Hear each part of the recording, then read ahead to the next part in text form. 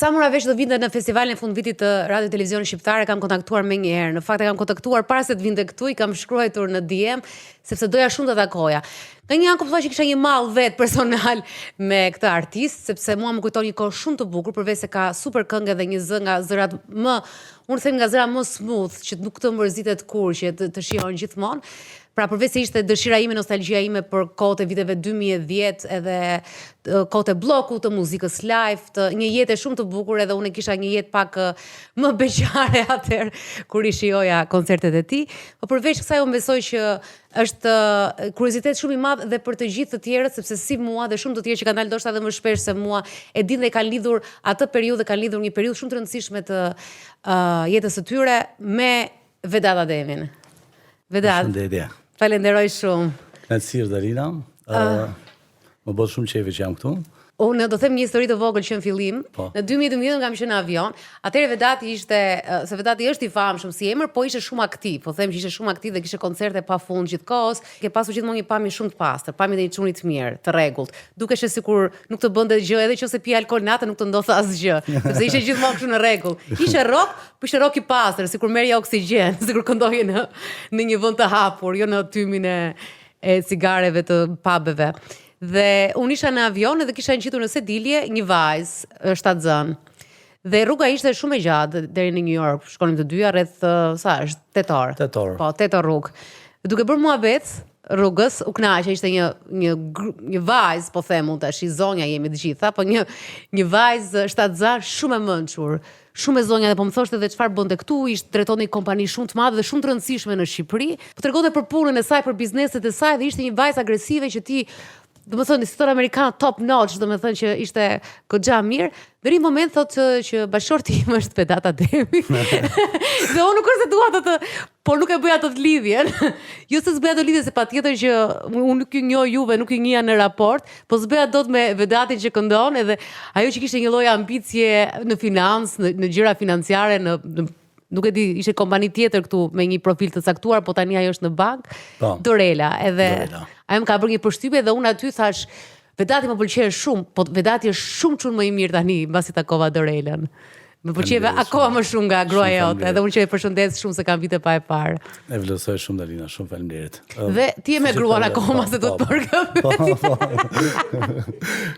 Ti flet aq shumë për çunat.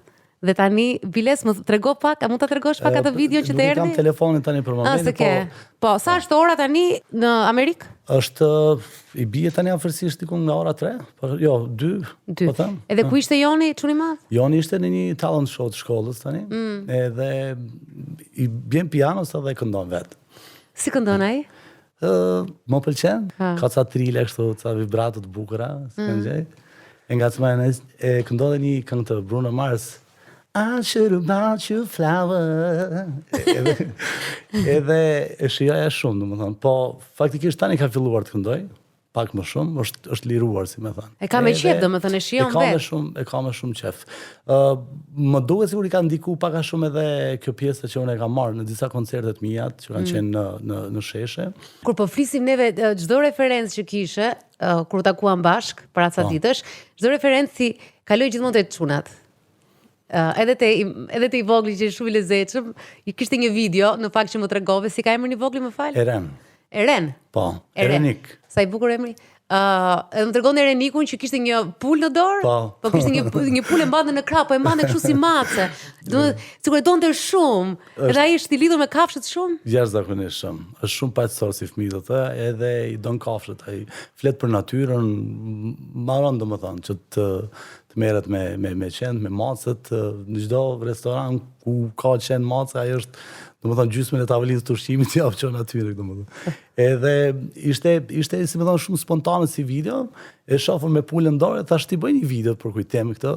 Edhe ai direkt tani si më thon u pozicionu me idenë që të fliste tani mesazh të jepte botës, domethënë paqe për kafshët, për këtë, edhe thotë Thunder ja ka vënë emrin. Domethënë është një mik i jon nga Amerika që e mori për vizitë në Elbasan, edhe ky kishte marrë pul me vete.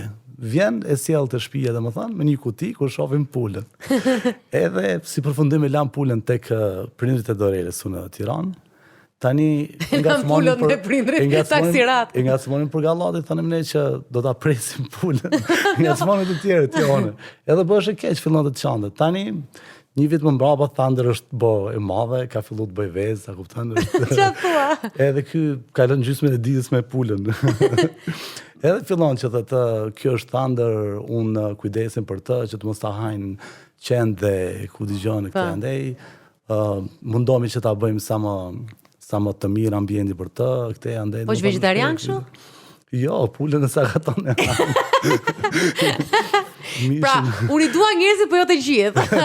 Sa i martoj dhe i kam prindër të mitë, të tjerët e ndoshta nuk do t'i flasë. Këtë marrëdhënie ka, Thunderin e ka fiksim. Ndërkohë, Joni besoj që është dhe gjenetike, se artisti më duket dhe nga Dorela, nga familja Dorelës ka artist? Po, babai Dorelës, Vjerri Ndriçimi, është kompozitor, dirigent, gjithashtu edhe kunati me Ndriti, që është kompozitori i një pjesë të mirë të këngëve të mia. Do thënë muzikë te muzika ndej. Po ti nuk je nga të prindrit që thua mos art? Jo, absolutisht. Domethënë jam munduar t'i lej të lirë, edhe faktikisht edhe në bisedë me Dorelën, sepse ai është më insistuese, po them për pjesën e muzikës. Unë i kam thënë ta kesh për kulturë, të jesh për kënaqësinë tënde, sepse të ndihmon. Edhe të jep goxha qetësi, instrumenti, muzika.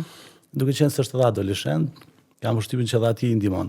O Vedat, si preve kështu si me thik? Pjesë që ti ke pasur një aktivitet jashtëzakonshëm, ke qenë koncerte vazhdimisht, edhe këngët që nxjerrë që ishin hit pas hiti, këngë shumë të bukura, dhe një moment sa e vështirë është ai momenti kur vendos, sepse është një adrenalin tjetër kjo e muzikës dhe pastaj shkon në një vend tjetër. Nuk është se ka qenë lehtë, si më thon, ne Dorela boni gafën e aplikimit për lotari amerikane, si më thon, pa e ditur, e them në formë shakaje më shumë, sepse në atë periudhë Dorela ndihmonte shoqet e veta edhe motrën për lotarinë amerikane. Edhe si pat keq i del motrës lotaria atë, edhe shumë mirë, ata morën vendimin për t'i këtë Amerikë, pastaj i bën një shoqës vetë, i del lotaria dhe asaj. Edhe i thëmë, se mos bën gafë, thash na bën edhe ne lotari, na morën qafë. Dorela ishte shumë ngarkuar me punë atë periudhë, backup number isha unë numëri 2. Edhe më marrin, unë kisha bërë 2-3 koncerte për festat e Thanksgiving, për Krishtlindjet në ambasadë amerikane, edhe thash po marrin për një koncert, për një mbrëmje. Thotë jo, të kemi marrë për lotarinë amerikane, jeni për zgjedh. Nuk e harroj asnjëherë, kam qenë në blok duke shku për prova me grupin. Edhe unë piva, domethënë nuk i thash të lutem me njerëz. Edhe i them dorë, thash kështu, më morën, kemi fituar green card. Në lotarinë amerikane. Duke qesh ajo se prisje, si më thënë. Po, kështu. U bë kismetim. Pastaj ishte pak e vështirë atë periudha. Më fal, të ndërpres. Dorela e ka këtë si shërbim, ofron si shërbim me që ka dorën e mbar. Dorela, zemër të përshëndes, nëse ofron si shërbim lotarinë amerikane, kemi shumë njerëz mund të bëjmë biznes bashkë, se pas ke më mirë se në Korçë dorën. Inshallah se dëgjojnë nga Korçë. Jo, që ka më mirë se tamam. Edhe kështu, po duke qenë se e bëm disa vite rresht vajtja ardhe, si më thonë, u bë si sakrificë dhe na vinte pak keq ta linim, si më thonë, në përgjysmë. E kështu vendosëm, ishte goxha e vështirë, normalisht sepse isha arritur me ëndrrën për të bërë artist, për të bërë këngëtar, edhe ishte e vështirë. Po u shkputëm me ide ndoshta për tjerësa për të pajisur me pasaportë. Pastaj gjërat fillon vështirësohen, po them pak më shumë, fëmijët rriten në shkolla. Se çka një gjë që Amerika në fillim është pasi shkon për qefës e shef Times Square-in apo shef, nuk e di, Miami, mund të qofësh diellin në vendet e bukura e makinat, nuk është më Amerikë për shumë pak ditë. Pastaj bëhet kështu si e zymë, si gri, nuk e di se si të ka qenë për ty eksperjenca. Më kujtohet një shprehje një shoku tim që ka qenë basist i grupit, ai shkoi para shumë vitesh mbas luftës në Kosovë, edhe e pyesim ne me kurreshti, meni si tu duk Amerika këta, Valla tha Vedat, mirë, tha po, jo si në film ashtu. Edhe mua nuk më duk si në film, domethënë ishte shok si fillim. 3 vitet e para isha vetëm me trup atje, kështu që pjesën tjetër isha. Vije atje apo s'vije dot në 3 vitet e para? Vija. Vije për koncerte apo vije? Po, kjo më ka ndihmuar, do thoya, sepse un kam ardhur pak a shumë 3 herë, 4 herë në vit, qoftë për taku familjen edhe për koncertet. Kështu që nuk është se e kam ndjej shumë. Por ne të kemi ndjerë ty mungesën. Ti mund të kesh ardhur dhe njerëzit të kanë parë ato, po të kemi ndjerë mungesën sepse ke qenë shumë aktiv edhe në muzikë qenë shumë aktiv. Atëherë edhe me hitet që pak më parë po i këndonin, ishim Do ta shihni edhe atë pjesë. Unë po kërkoja Vedatin në fakt edhe se erdha pak me vonesë dhe Vedatin e gjej poshtë duke kënduar. Dhe ato që këndoni Ashtu pëlqen mua, afërsia domethënë që të kem publikun afër ato. Po ato kanë qenë 6 vjeç, 5 vjeç kur ti ke pas të hite dhe i dinin përmendesh. Më bot shumë qefi të thënë vërtetën, edhe ndodhur ndom tani edhe në përmbrëmet, në për koncertet ka shpesh raste kur takoj goca ose çuna që më të kanë qenë 4-5 vjeç, edhe i kam përpara stage-it atu, edhe ka raste kur më tregojnë edhe fotografi që kanë qenë të vegjël, për shembull thonë tari për trim, të bëjmë një foto tani që jemi rrit. Më bot qefi që pavarësisht se ka kaluar shumë kohë, shumë vite, këngët vazhdojnë, e dëgjojnë edhe këndon. Ti bëre edhe një koncert sa po erdhe këtu. Po, që bëj koncert, si ishte ai koncerti? Ka audiencë ka fjalë, ka ndryshuar kishte? Në kord gjithë duke kënduar. Më vjen mirë që vazhdojnë të vinë në numër të madh edhe të këndojnë bashkë me mua. Janë energji shumë e madhe për mua. Sigurisht më fusin në ato planet ndoshta për në një koncert edhe më të madh. Shikoj Vedat, je si thua përfaqësuesi një kohe. Unë s'po them që është kohë e bukur, ndoshta për të rinj tani është kohë shumë e bukur edhe kjo, të gjithë kanë atë kohën e tyre. Por duke qenë se ke qenë shumë identifikuar me muzikën live, me jetën e natës, mund kujtosh që ke pas një rekord koncertesh? E them pa modesti që mja 10 vite kemi pas aq shumë koncerte sa po e them pa u dukur keq, ndoshta mi bot gjithë bashkë nuk kishin aq punë sa bënim ne. Fillonim në aktivitetin që të martën deri të shtunën, bashkë me bendin. Gati çdo ditë. Kanë qenë kohë të bukura, i kam shijuar shumë.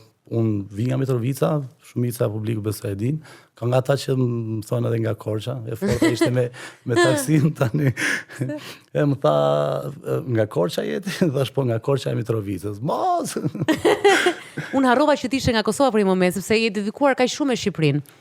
Po faktikisht karriera ime këtu ka filluar, do të thoja. Pavarësisht se unë kisha bendin në Kosovë për 2-3 vite, isha si më thënë më shumë në për skenat e vogla, jo në media e njohur. Pastaj nga ato festi me radhë, si më thënë, edhe aktiviteti jem më shumë ka qenë i përqendruar. Shiko, unë ngela pak te Mitrovica, dua të kthehem prapë tek aktivitetet dhe ato dhe sukseset e tua, por ngela pak te Mitrovica, se Mitrovica është një zonë e nxehtë, është gjithmonë një diskutim, është një ëndër e sërve ai vend, dhe është ajo ura famshme, pra ka shumë histori Mitrovica. Nuk e di si ka qenë për ty të rritesh atje dhe nëse të ka formsuar, çfarë mund të kesh marrë nga një qytet një qytet i nxehtë ku jetojnë dy komunitete bashkë, është kaq i theksuar edhe ndasia, të paktën me sa dim ne nga ekrani, nuk e dim se si ka qenë për ty rritja atje. Mitrovica njihet si do thosha si djepi i rokut, është identifikuar, domethënë madje në biseda me miq, me njerëz, ne flisnim për vitet 65 që është bërë jazz festival në Mitrovicë.